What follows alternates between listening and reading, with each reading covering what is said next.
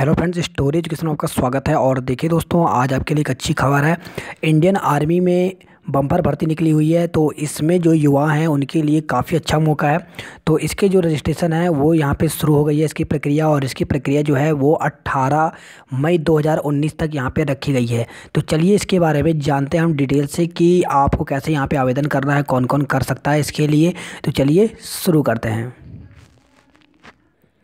तो देखिए दोस्तों, यहाँ पे आर्मी जो यहाँ पे रिक्रूटमेंट बोर्ड है लैंसडाउन, यहाँ से भर्ती निकली हुई है। और ये जो भर्ती है इसकी रजिस्ट्रेशन की यहाँ पे प्रक्रिया शुरू हो चुकी है। और जो भर्ती है ये ओपन भर्ती होगी, और ये जो चलेगी ये 3 जनवरी से 3 जून से लेकर 17 जून तक ये भर्ती होगी।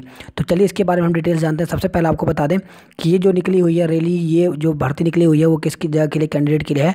तो ये है यहाँ पे डिस्ट्रिक्ट उत्तरकाशी, चमोली, टिहरी, पौड़ी, गढ़वाल, रुद्रप्रयाग, और इसके साथ साथ यहाँ पे हरिद्वार और देहरादून के लिए निकली हुई है।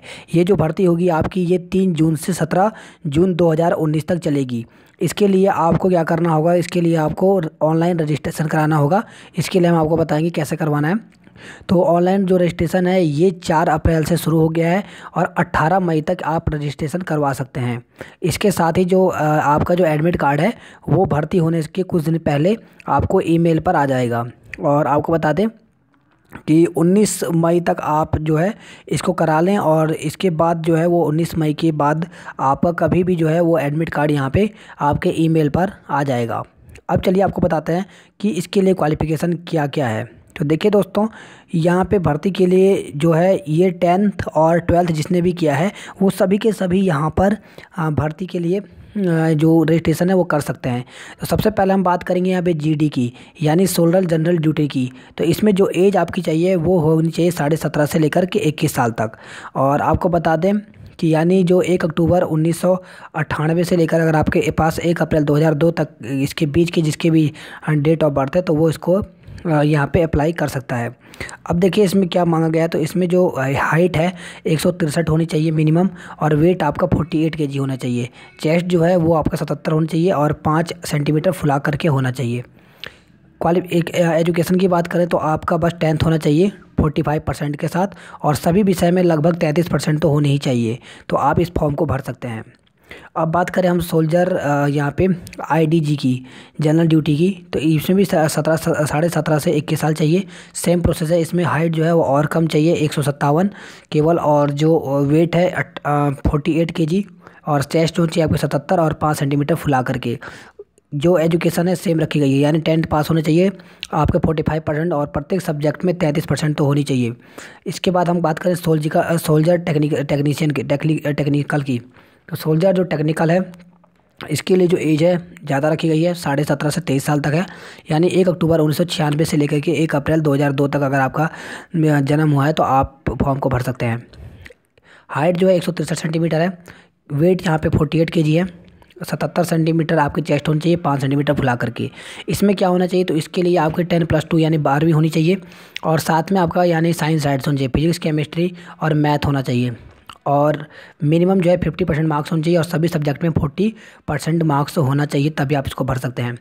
इसके बाद हम बात करते हैं इसी में जो आई है सोल्जर टेक्निकल की। इसमें भी सेम रखा गया है, और इसमें भी आपको बता दें हाइट सेम रखी गई है, वेट सेम है, और कंडीशन सेम रखी गई है।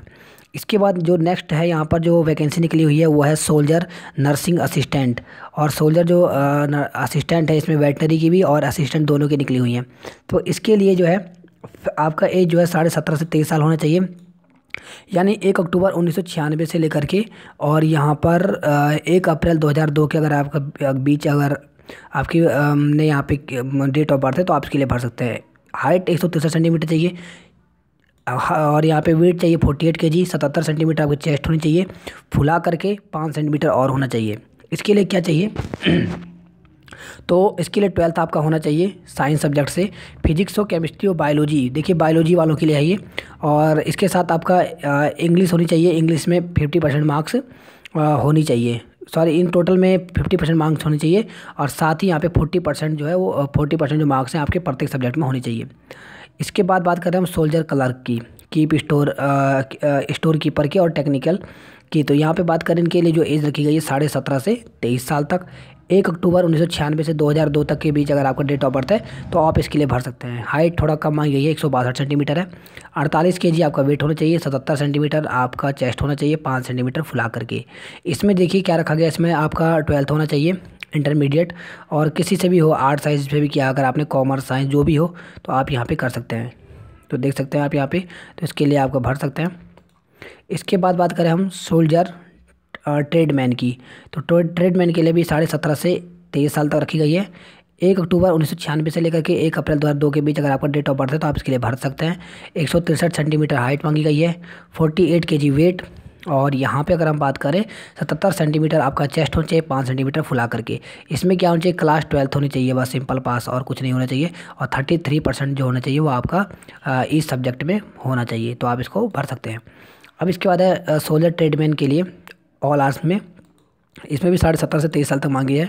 163 centimetre height, 48 kg weight, 77 centimetre आपके चेस्ट होना चाहिए, 5 सेंटीमीटर फुला करके।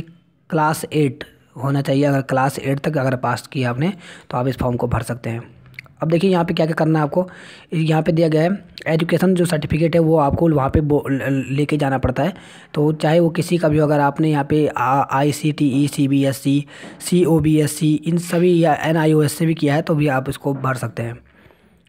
इसके अलावा देखिए यहाँ पे दिया गया है कि मिनिमम हाइट जो क्राइटेरिया है वेस्टर्न हिमालय के लिए सिख कैंडिडेट के लिए, सोल्जर GD के लिए वो 163 सेंटीमीटर है, जिनका डोमिसाइल यहाँ पे उत्तराखंड का है। तो आप देख सकते हैं उत्तराखंड हो गया, यहाँ पे हिमालयन जितने भी हैं इन सब के लिए जो 163 रखी गई है। अब इसके अलावा कुछ यहाँ पे छूट भी दी गई है, जैसे यहाँ पे फिजिकल कैंडिडेट में आप देख सकते हैं जो यहाँ पे सर्विस मैन के यहाँ पे वो हैं, इनके लिए 2 सेंटीमीटर की छूट है, चेस्ट में 1 सेंटीमीटर के लिए, वेट में 2 केजी की छूट है। तो जो यहाँ पे एक्स सर्विस मैन है उनके लिए यहाँ पे छूट भी दी गई है।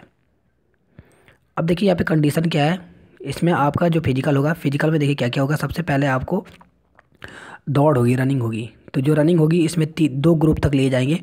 पहला ग्रुप में का जो टाइम दिया जाएगा आपको 1600 मीटर के लिए, उसमें आपको 5 मिनट 30 सेकंड का टाइम दिया जाएगा, जो कि 60 नंबर का होगा।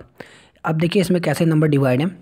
इसमें देखिए यहाँ पे अगर हम बात करें बीम होगा, यहाँ पे 10 पुशअप करना है। अगर जो 10 में से 10 पुशअप पूरा करें तो उसको 40 मार्क्स मिलेंगे। अगर आपने पुशअप 9 किए तो 33 मार्क्स मिलेंगे, 8 किए तो 27 मिलेंगे, 7 किए तो 21 मिलेंगे, और 6 पुशअप किए तो 16। मिनिमम 6 आपको करना ही है। तो इस प्रकार से मार्क्स को डिवाइड किया गया है। इसके बाद अगर हम बात करें यहाँ पे, अगर जो ग्रुप 1 में जो दौड़ मारेगा उसको 60 में से 60 नंबर मिलेंगे, और ग्रुप फर्स्ट की जो दौड़ है वो 5 मिनट 30 सेकंड के अंदर आपको 1.6 किलोमीटर 1600 मीटर की दौड़ आपको पूरी करनी पड़ेगी। सेकंड ग्रुप में जो आता है 5 मिनट 31 सेकंड से लेकर के 5 मिनट 45 सेकंड तक का टाइम दे जाएगा। अगर आप इस दौड़ को पूरी करते हैं तो आपको इसमें मिलेगी 48 मार्क्स। तो आप देख सकते हैं। इसके अलावा यहाँ पर 9 फीट की दौड़ है, और इसके अलावा जिग जैग बैलेंस में आपको चलना है। तो ये आपका है फिजिकल। जो फिजिकल यहाँ पे पास कर लेगा उसके बाद होता है यहाँ पे मेडिकल, और मेडिकल में आपको बता दें कि सब चीज़ देखा जाता है। इसमें आप हर प्रकार से फिट होने चाहिए, तब आप इसको मेडिकल मेडिकल के लिए आप यहाँ पे जो होगा। इसके अलावा कभी कभी रेफ़र भी किया जाता है, तो आपको यहाँ पर MH CH या फिर BH में जो स्पेशलिस्ट होते हैं उनसे आपको फिर से एक बार चेकअप करवाना पड़ता है, तो एक बार टाइम मिल जाता है आपको। इसके बाद होता है आपका रिटन टेस्ट होगा, और रिटन टेस्ट जो होता है वो कॉमन एंट्रेंस एग्ज़ाम की तरह होता है।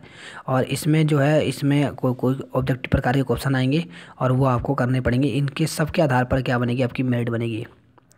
तो आप देख सकते हैं। अब देखिए यहाँ पे कुछ दिया गया है कि एडमिट कार्ड अपना निकाल लें टाइम पर, और फोटोग्राफ वगैरह सब लगाना है। तो इसके अलावा एजुकेशन सर्टिफिकेट है, ये सब आपको यहाँ पे जो है लगाना है। आपको बता दें कि जो एजुकेशन सर्टिफिकेट है ये सभी के सभी आपको यहाँ पे बताना पड़ेगा जब यहाँ पे आपका रिटन एग्ज़ाम से पहले जब आपको यहाँ पे बात करें, जब आपका यहाँ पे फिजिकल होगा तो फिजिकल के दिन ये सब लेके जाना पड़ेगा। आपको एजुकेशन सर्टिफिकेट लेके जाना पड़ेगा, डोमिसाइल सर्टिफिकेट, कास्ट सर्टिफिकेट है तो ये लेके जाना पड़ेगा, रीजनल सर्टिफिकेट है तो ये भी लेके जाना पड़ेगा, स्कूल करेक्टर सर्टिफिकेट भी लेके जाना पड़ेगा। इसके अलावा अनमेरिड सर्टिफिकेट भी बनवा लें, करेक्टर सर्टिफिकेट भी बनवाना है आपको। 6 महीने पुराना नहीं होना चाहिए। आप अपने विलेज से जो भी है सरपंच वगैरह से आप इसको बना सकते हैं। स्कूल करेक्टर सर्टिफिकेट देखिए आपको डॉक्यूमेंट क्या क्या चाहिए हम आपको बताते हैं। डॉक्यूमेंट में आपको 10th 12th, फिर उसका डोमिसाइल, फिर कास्ट सर्टिफिकेट, उसके अलावा रीजनल सर्टिफिकेट, उसके बाद आपको चाहिए स्कूल का करेक्टर सर्टिफिकेट। ये आपके प्रिंसिपल बना देंगे, हेड मास्टर बना देंगे, ये चल जाएगा स्कूल की, उसमें साइन हो जाएंगे और ये चल जाएगा। इसके अलावा आपको करेक्टर सर्टिफिकेट जो कि सरपंच बनाएगा, आपके आसपास जो भी प्रधान है या सरपंच है। तो 6 महीने पुराने नहीं होने चाहिए, बस आप ये ध्यान रखें 6 महीने पहले का उस पर सिग्नेचर होना चाहिए और नंबर डला होना चाहिए, डेट डली होनी चाहिए। उसके अलावा एक आपको अनमेरिड सर्टिफिकेट बनवाना है। ये भी सरपंच के द्वारा आप साइन करवा सकते हैं कि आप अनमैरिड हैं, और ये भी 6 महीने से पुराना नहीं होना चाहिए। इसके अलावा रिलेशनशिप यहाँ पे सर्टिफिकेट आपको बनवाना है, ठीक है। तो इस प्रकार से ये बनाना है। इसके अलावा अगर आपके पास एनसीसी है तो बी या सी, ए बी सी तीनों में से कोई भी, या आप अगर आप परेड में गए हैं और वहाँ पर, तो याद रखें कि इनको काफ़ी छूट मिलेगी आप लोगों को। इसके अलावा अगर आपके पास स्पोर्ट्स सर्टिफिकेट है तो भी आप यहाँ पर जो है स्पोर्ट्स सर्टिफिकेट, तो आपको काफ़ी छूट मिलेगी हर चीज़ में। तो देखिए अगर, तो आप ज़रूर लेके जाएं। इसके अलावा देखिए यहाँ पे एक एफिडेविट बनवाना पड़ेगा जो कि 10 रुपये का, जिसमें स्टाम्प पेपर लगा होगा, नॉन जुडिशियल स्टैम्प पेपर के साथ, और ये फॉर्मेट भी आपको रखना पड़ेगा, ये भी अब ज़रूरी है। इसके अलावा आपको यहाँ पे आधार कार्ड वगैरह भी लेके जाना पड़ेगा। तो इस प्रकार से यहाँ पे इंस्ट्रक्शन दिए गए हैं। और इसके बाद देखिए ये भी कहा गया इसमें कि टैटू वगैरह जो बॉडी पर है प्रिंटेड या फिर फेस पर है, तो ऐसे ही जो है कैंडिडेट को बाहर कर दिया जाएगा। तो इस प्रकार से ये सब दिया गया है, आप देख सकते हैं। तो देखिए जो यहाँ पे हम बात करें, जो एफिडेविट बनाना है आपको भर्ती के लिए, वो इस प्रकार से इसका यहाँ पर फॉर्मेट रखा गया है। आप देख सकते हैं यहाँ पे नाम आ जाएगा, इस फॉर्मेट को आप प्रिंट निकालना, ये जो है ये आपको मिल जाएगा इसके ऑफिशियल साइट पर। तो देखिए यहाँ पर इसको प्रिंट निकालना है, इसमें अपना यहाँ फ़ोटो लगवा लें, नेम यहाँ पे सब चीज़ें पूरा का पूरा भर लें, फादर नेम, विलेज, मोहल्ला, पोस्टल एड्रेस, ये सब के सब यहाँ पे फॉर्म को फिलअप कर सकते हैं। तो देखिए इस प्रकार से इसको भर दें। ये तो एफिडेविट आपको तब ले जाना है जब आपकी भर्ती होगी। इसके पहले आपको क्या करना है कि ये जो है, ये अगर आपने पढ़ लिया है तो आपको ज्वाइन इंडियन आर्मी पे जाना है और वहाँ पे अपना रजिस्ट्रेशन करवाना है। तो चलिए आपको ले चलते हैं ज्वाइन इंडियन आर्मी पे। तो देखिए इस प्रकार से आपको ज्वाइन इंडियन आर्मी लिख लेना है गूगल में जा करके, और जैसे यहाँ पे पहला पेज खुलेगा आपको इस पर क्लिक करना है। ये देखिए यहाँ पे आया है ज्वाइन इंडियन आर्मी, और यहीं पर रजिस्ट्रेशन होगा। कुछ यहाँ पे एक कैप्चा मांगेगा, आपको इसको फिलअप कर देना है।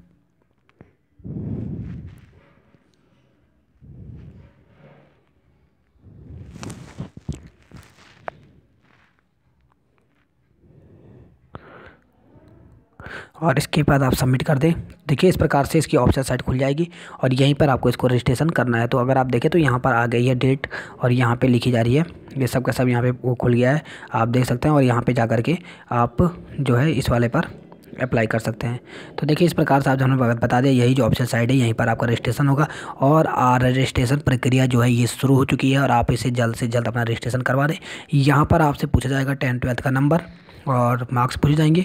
इस फॉर्म को पूरा फिलअप कर दें और अपने पास इसको प्रिंट आउट, इसका जो लास्ट पेज निकलेगा इसको सुरक्षित रख लें अपने पास प्रिंट आउट। और जो जल्दी है वो 19 तारीख से पहले आप इसको कर लें। और 19 तारीख के बाद आपका जो है कॉल लेटर, ज्वाइनिंग जो कॉल लेटर है वो यहाँ पर आ जाएगा। वही कॉल लेटर लेकर के आपको भर्ती रैली में जाना है।